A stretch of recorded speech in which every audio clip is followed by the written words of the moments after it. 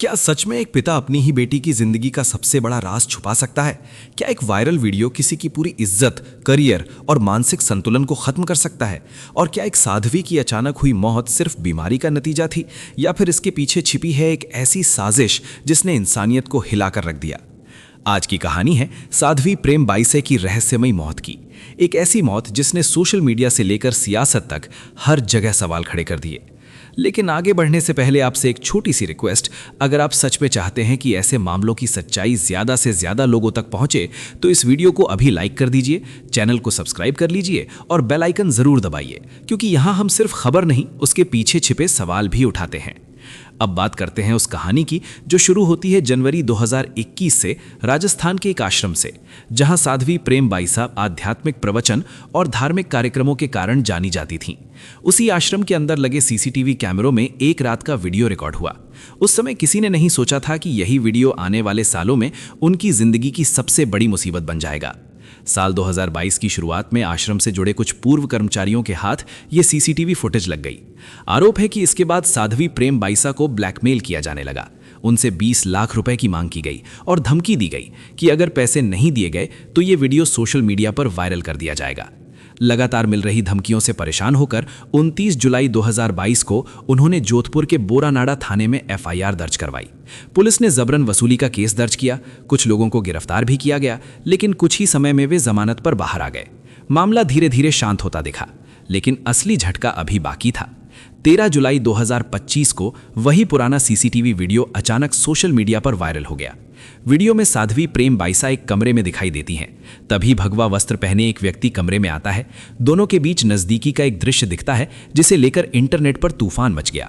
लोगों ने बिना पूरी सच्चाई जाने तरह तरह की बातें करनी शुरू कर दी। किसी ने चरित्र पर सवाल उठाए तो किसी ने धर्म से जोड़कर आक्रोश जताया। ट्रोलिंग, गालियां और अपमानजनक कमेंट्स की बाढ़ आ गई। इस बीच साध्वी प्रेम बाईसा सामने आई और उन्होंने कहा कि वीडियो को गलत तरीके से पेश किया गया है। उनके मुताबिक वीडियो में दिख रहा व्यक्ति उनके पिता और गुरु वीरमनाथ हैं, और वो समय उनके जीवन का बेहद कठिन दौर था जब वो अवसाद में थीं और उनके पिता उन्हें संभाल रहे थे।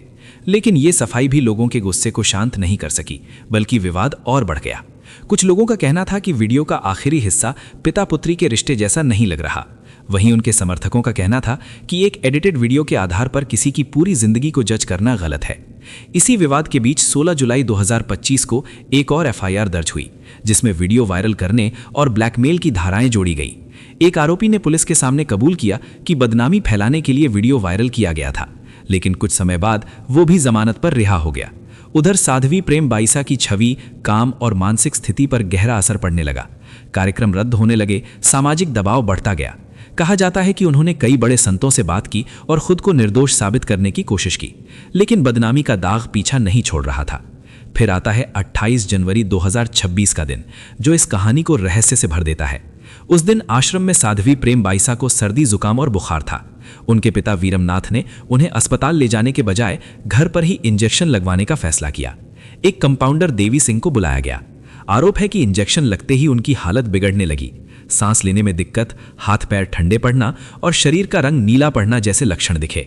इसके बाद उन्हें निजी गाड़ी से जोधपुर के एक प्राइवेट अस्पताल ले जाया गया, जहां डॉक्टरों ने उन्हें मृत घोषित कर दिया। डॉक्टरों ने पोस्टमार्टम की सलाह दी, लेकिन पिता ने पहले मना कर दिया। बाद में अस्पताल प्रशासन ने पुलिस को सूचना दी, तब पुलिस पहुंची और कानूनी प्रक्रिया के तहत शव को पोस्टमार्टम के लिए भेजा गया। लेकिन कहानी यहीं और उलझ गई। मौत के करीब 4 घंटे बाद उनके इंस्टाग्राम अकाउंट से एक पोस्ट सामने आया जिसने सबको चौंका दिया। सवाल उठा कि जब वो दुनिया में नहीं रही तो पोस्ट किसने किया। बाद में उनके पिता ने कहा कि ये पोस्ट उनकी जानकारी में डलवाया गया ताकि न्याय की मांग उठ सके, लेकिन इससे शक और गहरा गया। जांच में कई विरोधाभास सामने आए। कंपाउंडर का कहना था कि इंजेक्शन लगाने के बाद कुछ मिनट तक सब सामान्य था, जबकि पिता के बयान अलग अलग समय बताते रहे। कहीं 30 सेकंड में हालत बिगड़ने की बात तो कहीं 5 मिनट बाद। सवाल यह भी उठा कि आश्रम के पास बड़े अस्पताल होने के बावजूद उन्हें दूर के निजी अस्पताल क्यों ले जाया गया, और दोपहर से तबीयत खराब होने के बावजूद शाम तक इंतजार क्यों किया गया। मौत के अगले दिन आश्रम के सीसीटीवी कैमरे हटाए जाने की बात भी सामने आई, जिससे शक और बढ़ गया। पुलिस ने इसे अननेचुरल डेथ मानते हुए एसआईटी गठित की। मेडिकल बोर्ड से पोस्टमार्टम कराया गया और दर्जनों सैंपल फॉरेंसिक जांच के लिए भेजे गए, जिनमें कई संवेदनशील सैंपल भी शामिल बताए जा रहे हैं। जांच एजेंसियां पिता वीरमनाथ और आश्रम के एक सेवादार के डीएनए सैंपल लेने और पॉलीग्राफ टेस्ट की तैयारी कर रही हैं। क्योंकि घटना के वक्त यही दोनों मौके पर मौजूद थे।